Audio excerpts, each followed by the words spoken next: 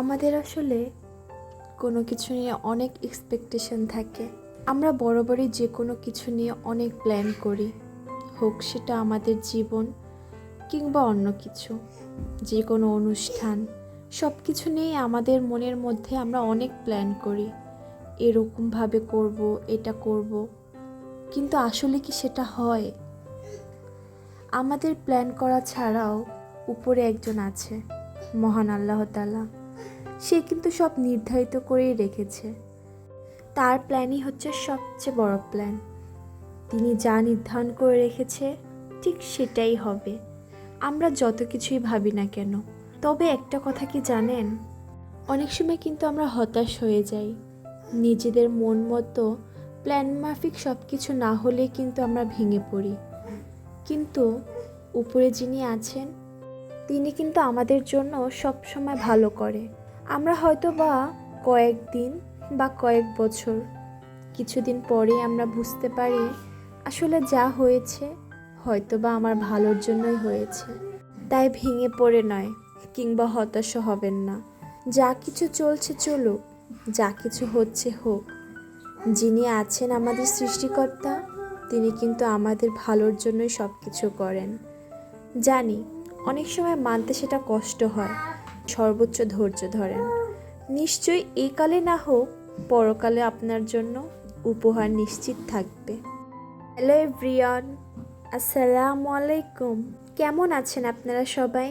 আশা করি দেশ কিংবা দেশের বাহিরে যে যেখানেই আছেন না কেন, সকলেই আল্লাহর রহমতে সুস্থ আছেন, নিরাপদে আছেন। আমরাও আলহামদুলিল্লাহ ভালো আছি। This is Mr Murphy from JM Murphy's diary. ব্যস্ততম আরও একটি দিনে সকলকে জানাই স্বাগতম। বেশ অনেক দিন ধরেই আমার একটু পাতলা খিচুড়ি খেতে ইচ্ছে করছিল। শীতকালীন বিভিন্ন সবজি আর সাথে আচার। কুয়াশা ভেজা সকালে ধোয়া ওঠা গরম গরম লেটকা খিচুড়ি খেতে কার কার পছন্দ বলেন তো? আমার তো বেশ লাগে। সকালে নাস্তার পর্বটা শেষ করে চলে আসলাম দুপুরের রান্নার আয়োজনে। আজকে জাইফার বাবা বাজার থেকে এই রূপচাঁদা মাছগুলো নিয়ে এসেছে, আর সাথে নিয়ে এসেছিল দেশি চিংড়ি মাছ। নর্মালি আমরা ভাজির ভিতরে এই চিংড়ি মাছটা ব্যবহার করি। চিংড়ি মাছগুলো এতটা তাজা ছিল, একদম লাফাচ্ছিল। আমি আপনাদেরকে একটু দেখিয়ে দিচ্ছি, প্রতিটা মাছই একটু একটু করে লাফাচ্ছে। অনেক তাজা ছিল মাছগুলো। তাই আর দেরি না করে মাছগুলো পরিষ্কার করে ফ্রিজে রেখে দিব। সব কিছু গুছিয়ে নিচ্ছিলাম। আমাকে যেহেতু আগে থেকে কিছু বলেনি, তাই আমি কিন্তু মুরগির মাংস বসিয়ে দিয়েছি। আর যেহেতু মাছগুলো কিনে নিয়ে এসেছে, তাই ভাবলাম আজকেই তাজা মাছগুলো রান্না করে ফেলি। সবগুলো মাছ এক এক করে পরিষ্কার করে ফ্রিজে রেখে দেব। আর কিছু মাছ আমাদের জন্য আজকে তাজা অবস্থায় ভেজে খাবো। এখানে আমি প্রতিটি মাছই আমি ভালো করে ধুয়ে নিচ্ছিলাম। মাছগুলোর ভিতর থেকে মলাটা বের করে আমি একটু সাইজ মতো কেটে ভালো করে ধুয়ে পানি ঝরিয়ে বক্সে করে রেখে দিব। বক্সে করে যে কোনো মাছ সংরক্ষণ করলে তার স্বাদ কিন্তু অনেক দিন ভালো থাকে। আমি চেষ্টা করি এভাবেই সংরক্ষণ করার, এতে করে ফ্রিজও ময়লা কম হয় আর ফ্রিজটা ক্লিন করতেও অনেক সুবিধা। আমি এক বক্স মাছ ভালো করে পরিষ্কার করে রেখে দিলাম। এরপর হচ্ছে চিংড়ি মাছের পালা। এখানে আমি চিংড়ি মাছগুলোকে দেখছিলাম, এতটা সুন্দর তাজা ছিল। এরপর ছোট চিংড়ি মাছগুলোকে আমি আমার হেল্পিং হ্যান্ডের হাতে দিয়ে বললাম ভালো করে বেছে দিতে। প্রতিটি মাছই সে ভালো করে ধুয়ে নিয়েছিল। এরপর এক এক করে চিংড়ি মাছগুলোকে ভালো করে বেছে দিচ্ছে। এরকমভাবে বাছার পর আমি এখন প্রতিটা মাছই ছোট ছোট বক্সে করে ডিপে ফ্রিজে সংরক্ষণ করব। এতে করে আমার যখন প্রয়োজন হবে তখন একটা মাত্র বক্স নামিয়ে ফেললে খুব ইজিলি ডিফ্রোস্ট করে ব্যবহার করতে পারবো। এক এক করে 3টা বক্সে আমি পরিমাণ মতো চিংড়ি মাছগুলো রেখে দিলাম। এরপর বক্সগুলোকে আটকে আমি ডিপ ফ্রিজে রেখে দিব। ব্যাস, আমার তো অনেকটা ঝামেলাই কমে গেল। এরপর জাস্ট ভাজি বা যে কোনো প্রয়োজনে আমি প্রয়োজন মতো চিংড়ি মাছ নামিয়ে নিতে পারবো। এরপর চলে আসলাম রূপচাঁদা মাছটাকে হালকা একটু কাটার জন্য। তবে মাছটাকে কাটতে এসে দেখি ছুরিতে একদমই ধার নেই।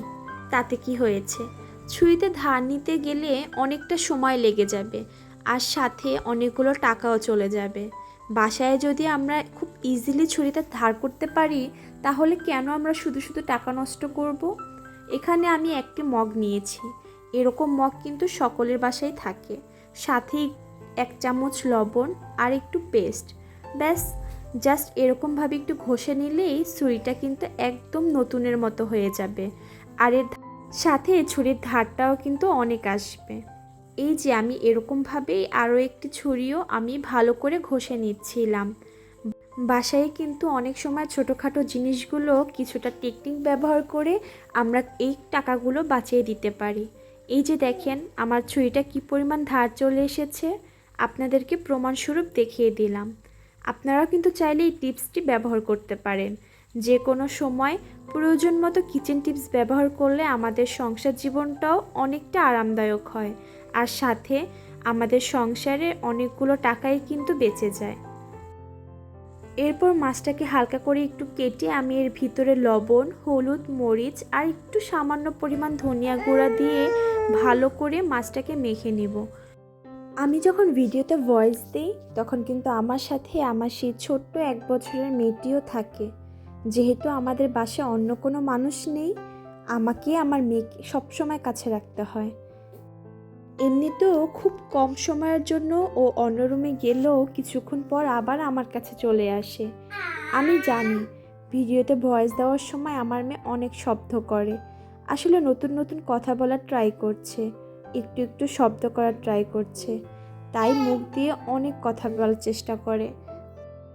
ভিডিওর ভিতরে আমার ভয়েসের পাশাপাশি আমার মেয়ের এই ছোটোখাটো সাউন্ডগুলো যদি আপনাদের সামান্য বিব্রত করে থাকে কিংবা আপনারা বিরক্ত হন, আপনাদেরকে বলবো আমাকে ক্ষমাসুদন দৃষ্টিতে দেখবেন। আসলে কী বা করবো বলেন, হয়তো বা কোনো বাচ্চার মায়েরা আমার এই ব্যাপারটা বুঝতে পারবেন। মুরগির মাংস রান্না একেবারেই শেষ পর্যায়ে। এরপর আমি চলে যাচ্ছি রূপচাঁদা মাছ ভাজার জন্য। প্যানের ভিতরে খানিকটা তেল দিয়ে আমি তেলটা গরম হওয়ার পর এক এক করে মাছগুলো দিয়ে দিচ্ছি। মাছগুলো ভালোভাবে কড়া করে ভেজে নিব। যেহেতু ভাজা মাছ খাবো তাই একটু ভালো করে ভেজে নিচ্ছি। যদি এটাকে ভুনা করতাম তাহলে এত পরিমাণ ভাজতাম না। আচ্ছা, আমার মিষ্টি আপু ভাইদের সেই পুরনো কথাটা মনে করিয়ে দিচ্ছি। ভিডিওর কোনো অংশ যদি আপনাদের কাছে সামান্য একটু ভালো লেগে থাকে তাহলে আমার ভিডিওটি একটি ছোট্ট লাইক করতে পারেন। চাইলে চ্যানেলটিকে সাবস্ক্রাইব করে এই ছোট্ট পরিবারের সদস্য হয়ে যেতে পারেন। সাবস্ক্রাইব করে পাশে থাকা বেল আইকনটি বাজিয়ে দিতে পারেন। এতে করে আমি যে কোনো সময় ভিডিও ছাড়া মাত্রই আপনার কাছে নোটিফিকেশন চলে যাবে, আর আপনিও আপনার ব্যস্ত সময় কাটিয়ে অবসর সময় সুযোগ মতো আমার ভিডিওটি দেখে নিতে পারবেন। আর যারা কিনা কাজটি অলরেডি করেছেন তাদেরকে অনেক অনেক ধন্যবাদ আর অনেক ভালোবাসা রইল তাদের জন্য। মাছটাকে ভেজে আমি এক এক করে পেঁয়াজ, কাঁচামরিচও ভেজে নিলাম। এরপর আমি সুন্দরভাবে ডেকোরেশন করে নিয়েছি। আমার এই ছোট্ট মেয়েটি অনেকটাই অসুস্থ, অনেক দিন ধরে ওর ঠান্ডা লেগেছে, তাই ওর পিছনে অনেকটা সময় দিচ্ছি। বাসায় যেহেতু আমরা কেবলমাত্র দুজনেই, তাই আর আমি বেশি কিছু রান্না করিনি। শর্টকাটে যা করা যায় তাই করেছি।